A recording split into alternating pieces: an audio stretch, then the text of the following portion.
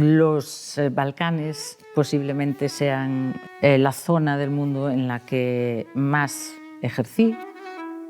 He regresado muchísimas veces, incluso ya posteriormente hasta de vacaciones, porque es que tengo necesidad de que todo el mundo conozca aquello.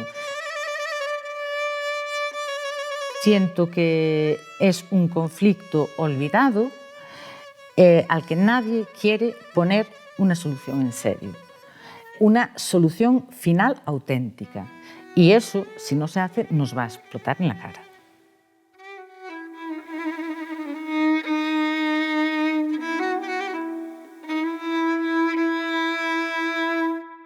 En el 92, al desaparecer Yugoslavia, se produce una situación en la que las religiones que habían convivido hasta ese momento sin problemas, aunque en unos sitios eran mayoritarios, en Croacia los católicos, en Serbia los ortodoxos, en Bosnia había una mezcla de musulmanes, judíos, serbios, ortodoxos, eso de repente se convierte en un motivo de guerra. Eso y empezar a calificar determinada religión como etnia. Yo era muy ingenua, pensaba que con la caída del muro Europa se libraría de todas las guerras, así que cuando empezó el conflicto en los Balcanes, yo pensé, tengo que ir. Mi empresa no me quiso mandar en ese momento, así que cogí mi Fiat Uno y me fui yo por mi cuenta. Realmente era facilísimo trabajar en todos los sitios. Yo llegué con mi Fiat Uno, me fui a Mostar, luego dije, bueno, pues un poco incauta, me fui a Sarajevo. No había problemas, no había problemas ni siquiera para entrar en ciudades sitiadas como era Sarajevo. Sí, el problema de que te matasen. Yo recuerdo pasar pavor, eso sí, es de las pocas situaciones en las que realmente sentía siempre mucho miedo, en la avenida de los francotiradores, que era la entrada a Sarajevo. Había mucho francotirador, siempre.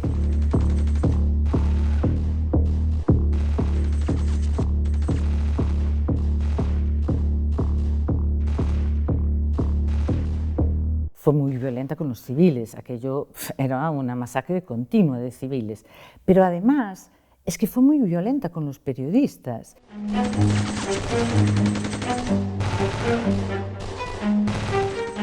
Yo creo que fue la primera guerra en la que los periodistas tenían precio. Un militar del otro bando se pagaba tanto, sobre todo por no matarlos, por herirlos, porque así aún causabas mayor problema en la retaguardia. Los periodistas también nos pusieron precio.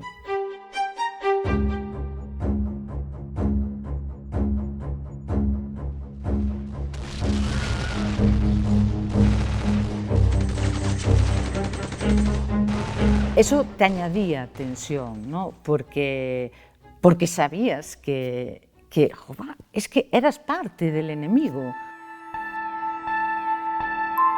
En aquel momento, en Sarajevo había muchos judíos, era además muy bonito porque muchos judíos habían sido, y muchos bosnios de hecho, habían sido brigadistas internacionales en la guerra española, en la guerra civil, y el lema de Sarajevo era no pasarán.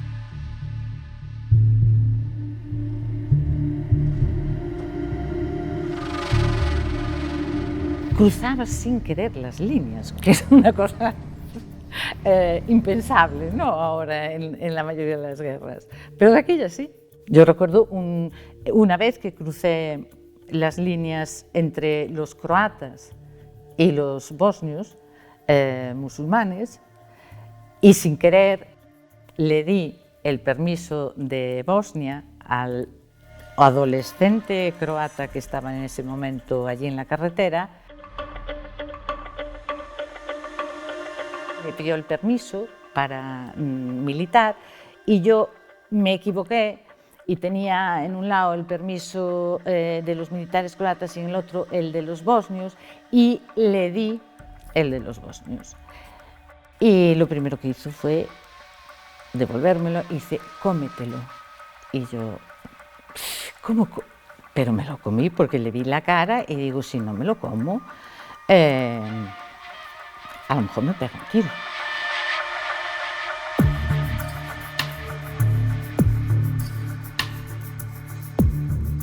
Me lo hizo comer y me lo comí, bueno, me lo hizo comer. Y era un chavalito que digo, bueno, porque tienes un Kalashnikov, que si no, vamos. Y además ese permiso en concreto me había costado muchísimo conseguirlo, pero al final di con un señor, un militar, que, y a veces ser gallega para eso es maravilloso, que cuando vio que era de Televisión de Galicia me dijo, ¡Hey, Julio Iglesias! Y dije, sí, ahí estamos.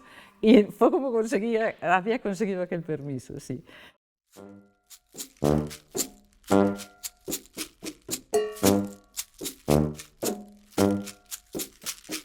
Una de las cosas más emocionantes que me pasaron cubriendo guerras sucedió en Kosovo, que en este momento estaba entrando la OTAN, ya se había establecido en Pristina, en la capital, y cada día iban avanzando y los serbios retirándose. Y entonces digo, pues nos adelantamos, no vamos detrás, nos adelantamos. Digo, vamos a entrar en Vučitrn, que era un pueblo que yo conocía por otra historia. De repente aquello estaba silencioso, no había nadie en la calle, ni en ningún sitio, ni en las ventanas.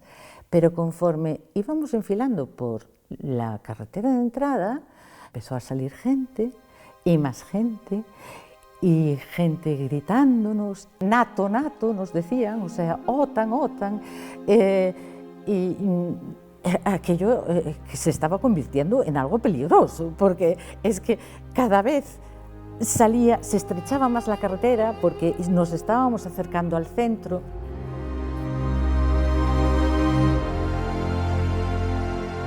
Bueno, aquello fue una multitud, pero hasta un punto, yo lloraba de la emoción, porque era tan increíble toda aquella gente llorando, saltando.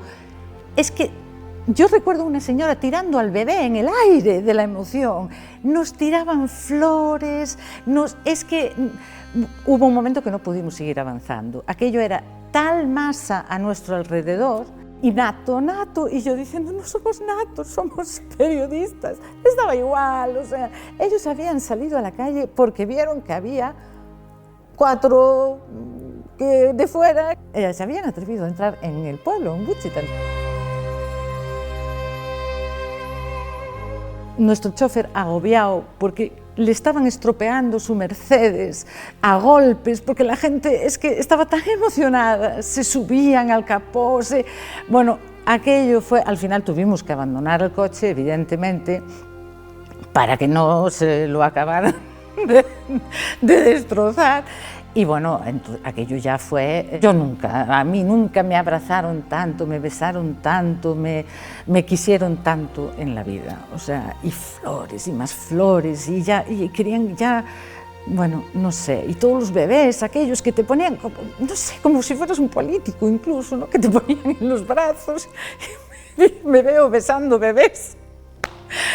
Fue maravilloso, fue una sensación de decir, ¡jo, qué guay es esta profesión a veces!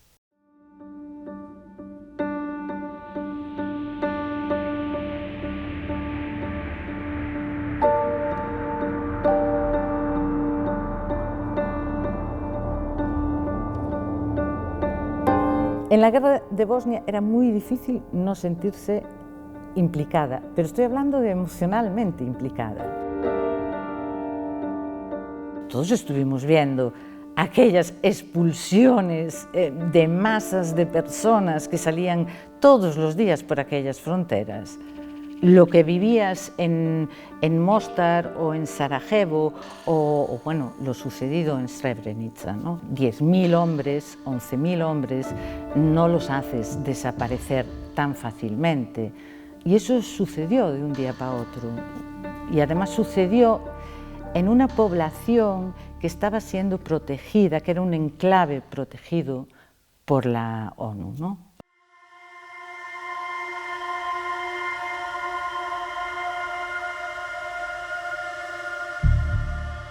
Para eso estaban los soldados holandeses allí, para protegerlos, y que aún así se atrevieran a avanzar, expulsar a todas las mujeres y a los niños, separarlas, quedarse con unos 11.000 hombres y matarlos, hacerlos desaparecer, muchos de ellos aún no aparecieron.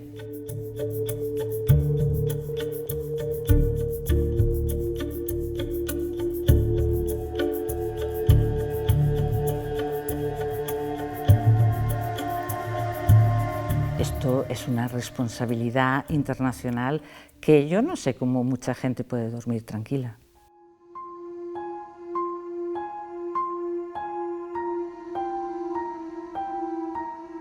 Focha fue uno de los sitios que más violaciones masivas hubo, más cárceles específicas para la violación en un colegio, en un hotel, establecían.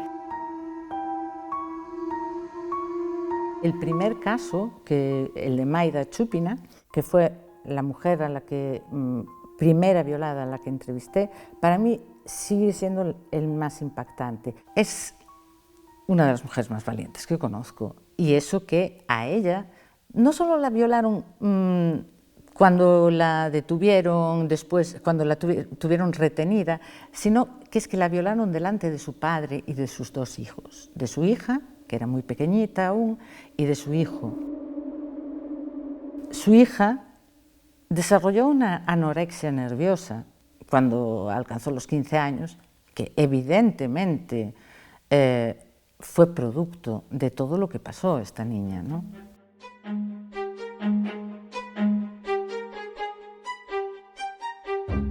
Era una de las políticas de guerra que se tenían, no soltar nunca a ninguna mujer hasta que embarazada, hasta que no tuviera ninguna posibilidad de abortar. Así nos aseguramos de que el resto de los suyos la odien y odien a ese niño porque en realidad es hijo del enemigo, ¿no? Esos niños que ahora tienen 20 y pico de años, aún les reconocieron este verano su derecho a ser, porque es que no les dejaban inscribirse como ciudadanos.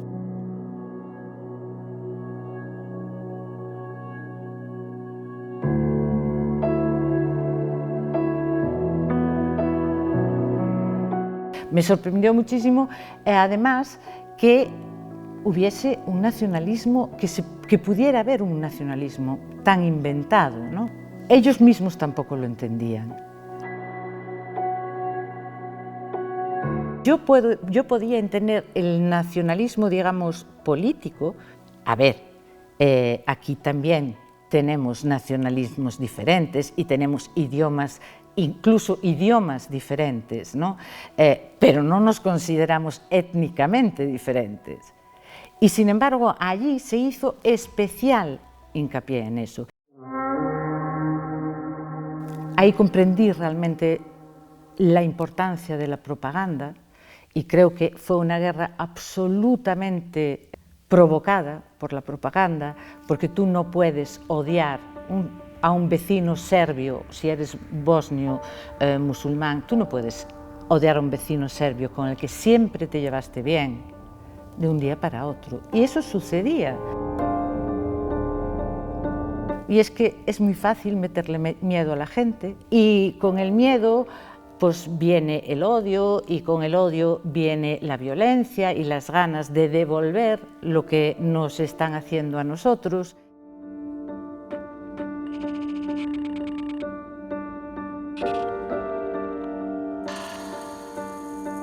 Lo que está pasando ahora es que dejamos sin resolver los problemas étnicos que motivaron la guerra en los Balcanes. Parece como que la solución que le quisieron dar a Bosnia fue: vamos a construir realmente tres entidades diferentes. Vamos a ahondar ya del todo en esto para que quede solucionado.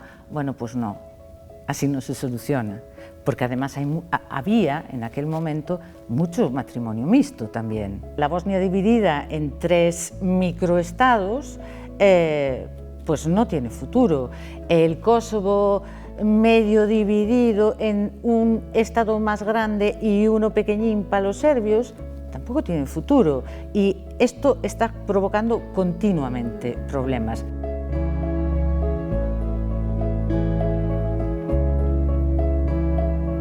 Mientras esto no se resuelva, no va a haber tranquilidad, no digamos paz, que paz hay, pero tranquilidad en los Balcanes. ¿Y qué está pasando?